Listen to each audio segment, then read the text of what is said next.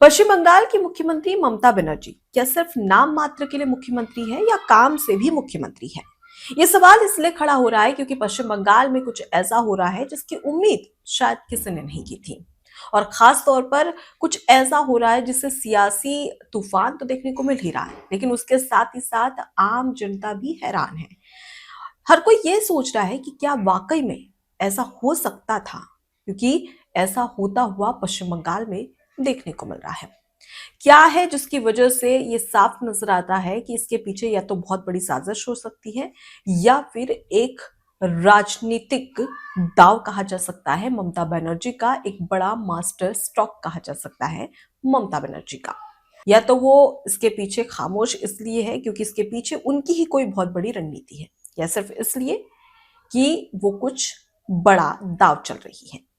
आखिर क्या है पूरा मामला, सबसे पहले आपको वो बताते हैं। दरअसल टीएमसी के विधायक है, भरतपुर विधानसभा सीट से विधायक जिनका नाम है हुमायूं कबीर। आपको याद होगा कि उन्होंने हाल ही में एक बड़ी घोषणा की थी और ये ऐलान किया था कि वो 6 दिसंबर को, जिस दिन बाबरी का जो ढांचा था वो ढाया गया था, हटाया गया था, उसी दौरान उन्होंने कहा कि 6 दिसंबर को वो पश्चिम बंगाल के मुर्शिदाबाद में बाबरी मस्जिद का शिलान्यास करेंगे। मुसलमानों की जो सेंटिमेंट है वो उन्हें चोट पहुंची है, हर्ट हुए हैं, इसलिए कुछ तो करना पड़ेगा। और साथ ही उन्होंने ये कहा कि वो मुर्शिदाबाद में 6 दिसंबर को शिलान्यास करेंगे, जिसको जो करना है वो कर ले। साफ तौर पर ये चेतावनी दी गई थी। अब इसके बाद में सवाल ये खड़ा हुआ कि हुमायूं कबीर ने तो ऐलान कर दिया, उसके बाद में सवाल ये खड़े हुए कि आखिर ये कैसा हो सकता है। बाबर जो कि एक आक्रांता था और उसके नाम पर मस्जिद बर्दाश्त नहीं की जाएगी। हालांकि इस दौरान तमाम जो बीजेपी नेता है उन्होंने कहा कि हमें मस्जिद निर्माण से कोई परेशानी नहीं, लेकिन बाबर के नाम पर मस्जिद स्वीकार नहीं होगी। और इसी के चलते अब राजनीतिक तापमान गर्मा गया है। दरअसल जो हुमायूं कबीर ने कहा था वो हुआ।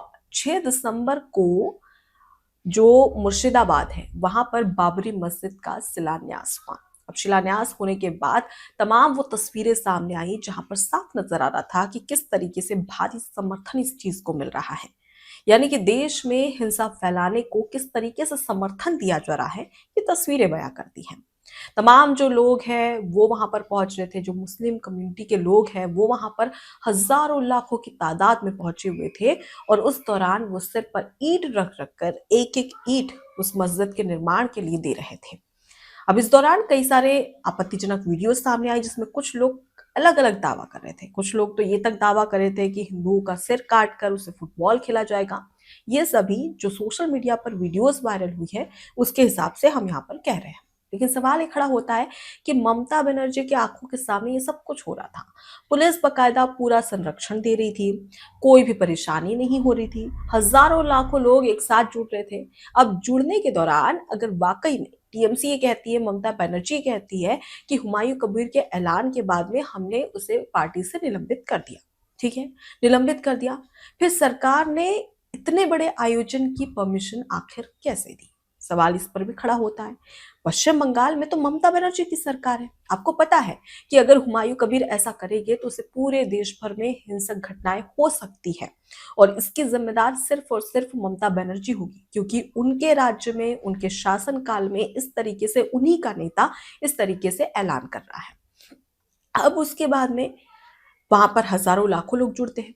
अब इसकी परमिशन किसने दी? सरकार के अंडर में होता है ना कि परमिशन दी जाए। अब वो परमिशन दे भी दी जाती, उसके बाद में पुलिस वहां पर बकायदा सुरक्षा दे रही है। यानी कि तमाम जो भीड़ जुट रही है वो ईंट पत्थर लेकर वहां पहुंच रहे हैं, उन्हें यहाँ पर संरक्षण दिया जा रहा है, सुरक्षा दी जा रही है। किसके कहने पर? ममता बनर्जी के कहने पर। फिर ममता बनर्जी आखिर ये ढोंग क्यों कर रही है कि ये जो हो रहा है हमने तो उसे निलंबित कर दिया? अगर निलंबित वाकई में कर दिया और आप इस चीज का विरोध करते, हुमायूं कबीर की बात से आप समर्थन नहीं करते कि बाबरी मस्जिद नहीं बनना चाहिए बाबर के नाम पर, तो आप फिर निलंबन की सिर्फ क्यों कार्रवाई कर रहे हैं? उसके साथ ही साथ आपने सबसे बड़ा एक्शन लेना था, उस पर एफआईआर करवानी थी। एफआईआर के बाद जेल जाना था, क्योंकि एक हिंसक घटना, जब पता है कि भारत में जो माहौल है वो खराब हो सकता है, हिंसक घटनाएं हो सकती है, और उसे कम करने के लिए, खत्म करने के लिए जरूरी था कि उस पर कार्रवाई होती। और उसके साथ ही एक और बड़ी वजह, क्या ममता बनर्जी ने इसके खिलाफ कोई बयान दिया? क्या इस चीज के खिलाफ उन्होंने सोशल मीडिया एक्स पर इसकी निंदा की हो? जब एसआईआर का विरोध करना होता है तो ममता बनर्जी बकायदा लोगों के साथ, भीड़ के साथ, अपने समर्थकों के साथ कोलकाता की गलियों में उतर जाती है और कहती है कि एसआईआर हम पश्चिम बंगाल में नहीं होने देंगे। अब तमाम जो सोशल मीडिया है, एक्स है, ट्विटर है, मीडिया के सामने अब तमाम बयान देती है और ये कहती है कि हम ये बर्दाश्त नहीं करेंगे, एसआईआर रोक दिया जाएगा, हम पश्चिम बंगाल में नहीं होने देंगे। साफ तौर पर आप उसका विरोध करती है। लेकिन वहीं आपके नेता जो हिंसक घटनाओं को बढ़ाने की, आग देने की कोशिश कर रहे हैं, उस नेता को आप ना तो गिरफ्तार करवाती है, ना ही उसके खिलाफ कोई एफआईआर होती है, बकायदा संरक्षण दिया जाता है, भीड़ जुटाने के लिए परमिशन भी दे दी जाती है और उसके साथ साथ एक्स पर आप एक ट्वीट तक नहीं करती है। इससे समझ में आता है कि किस तरीके से बैकफुट पर पहुंचकर ममता बनर्जी बहुत बड़ी रणनीति कर रही है। वो कैसे? 2026 में पश्चिम बंगाल में विधानसभा चुनाव होने जा रहे हैं और इस विधानसभा चुनाव के तहत ममता बनर्जी बहुत अच्छे से जानती है कि इस बार अगर फिर से सरकार बनाना हो, वो कहते हैं ना कि नंबर 1 आना अच्छी बात है, लेकिन हमेशा नंबर 1 पद पर बने रहना सबसे मुश्किल होता है। यानी कि एक बार सीएम बनना बड़ी बात नहीं है, लेकिन आपको बकायदा हर बार सीएम बनना सबसे बड़ी मुश्किल होती है और इसी मुश्किल को आसान करने के लिए ममता बनर्जी दिखाने के लिए बैकफुट पर है, लेकिन सबसे बड़ी रणनीति, मास्टर स्ट्रोक यहाँ पर ममता बनर्जी रचती हुई नजर आ रही है और इसके आरोप बीजेपी के नेता भी लगा रहे हैं। साफ तौर पर उनका यह भी कहना है कि ममता बनर्जी ये चाहती है कि वो मुस्लिम वोट बैंक को सबसे ज्यादा खींच सके, हासिल कर सके और इसी की वजह से वो ये सब कुछ करवा रही है, यानी कि उनकी शह पर हो रहा है। अगर नहीं होता तो शायद वो इस तरीके से, जो हुमायूं कबीर है उसे उतना समर्थन नहीं मिलता। अगर जब आपने पार्टी से निलंबित कर दिया उसके बावजूद वो नेता लाखों की भीड़ इकट्ठा कर रहा है और खुलेआम ये पश्चिम बंगाल में हो रहा है, तो इससे कहीं ना कहीं बतौर मुख्यमंत्री आप क्या कर रही हैं? आप सिर्फ हाथ पर हाथ रखे बैठे देख रही है, मतलब एक तमाशबीन की तरह।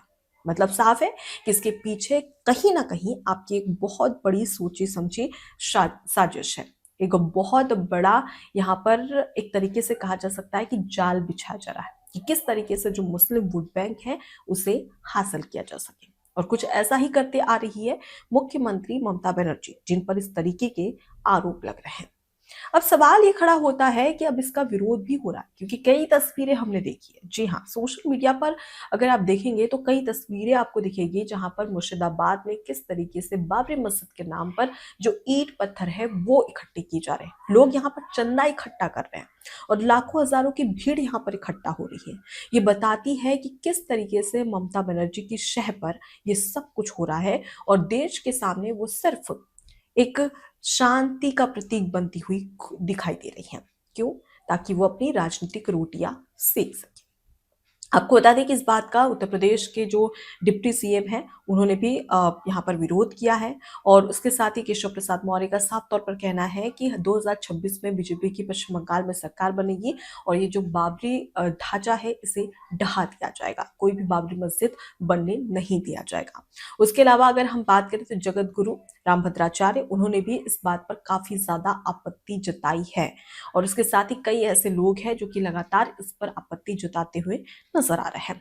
लेकिन अगर देखा जाए तो एक हिंसक घटना या फिर देश में एक बार फिर से हिंसा फैलाने की एक बहुत बड़ी साजिश रची जा रही है हुमायूं कबीर के द्वारा और उसके साथ ही उनकी अगर उन्हें शह दी जा रही है तो वो है ममता बनर्जी। अब फिलहाल देखना होगा कि इसके आगे और कितना बड़ा राजनीतिक तूफान देखने को मिलता है और जनता में जो आक्रोश है ममता बनर्जी के खिलाफ, क्या वो शांत हो पाता है या नहीं। फिलहाल इस पूरे मुद्दे पर आपकी क्या राय है, कमेंट बॉक्स में जरूर बताएं। नमस्कार। एबीसी हिंदी न्यूज, आज ही जुड़िए हर खबर के साथ